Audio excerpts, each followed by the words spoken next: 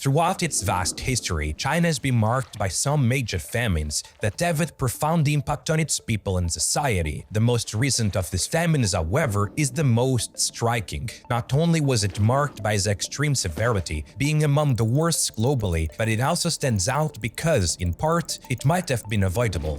In 1953, Mao Zedong, the leader of the Communist Party, embarked on an audacious quest, his goal to fast-track China's journey into the modern era, transforming a predominantly agrarian society into an industrial powerhouse, and all within a span of a mere 15 years, a fraction of the time it took the Western nations. His ambitious project was divided into 3 phases, each spanning 5 years. The first plan aimed to suppress the emerging capitalist ideologies by nationalizing private farms and small industries. But it was a second plan, commonly known as the Great Leap Forward, where things started to fall apart. This catastrophic plan, launched in 1958, kicked off with a dramatic step: collectivization. It saw the abolishment of private property and the allocation of 650 million people into massive communes. Backyard furnaces are implemented in these places, dividing the farmers' work between agriculture and steel production. From that point on, grain and steel were to become the key pillars of the economy.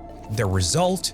Nothing short of a disaster. The shift from farming to steel production meant fewer farmers working in the fields, leading to a food shortage. The situation got even worse when local officials inflated the amount of grain that was actually being produced. This was then out of fear that they wouldn't meet the high target set by the Communist Party. When Mao saw the inflated grain production figures, he mistakenly believed China had enough food to sustain its population while continuing to export to North Korea, the Soviet Union, and Eastern Europe, painting a misleading picture of prosperity. Eradication of sparrows to protect the crops ironically led to pest outbreaks that ravaged the fields, a situation that was worsened by natural disasters like floods, droughts, and storms.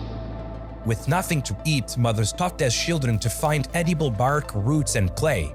But in vain, as the severe deforestation driven by demand for field and backyard furnaces led to the complete eradication of trees in entire regions. There was nothing left. And all this effort for merely nothing. The steel produced in the furnaces proved unusable due to its poor quality and the farmers' lack of experience. It took 4 organizing years before the Communist Party properly addressed the situation. Between 1958 and 1962, an estimated 20 to 40 million people perished from starvation, with millions more subjected to beating, torture, or even driven to take their own lives. What was intended to be a great jump towards modernization became one of the darkest chapters in human history, and it took China almost 2 decades of socio-economic reforms and international assistance to properly make a leap forward.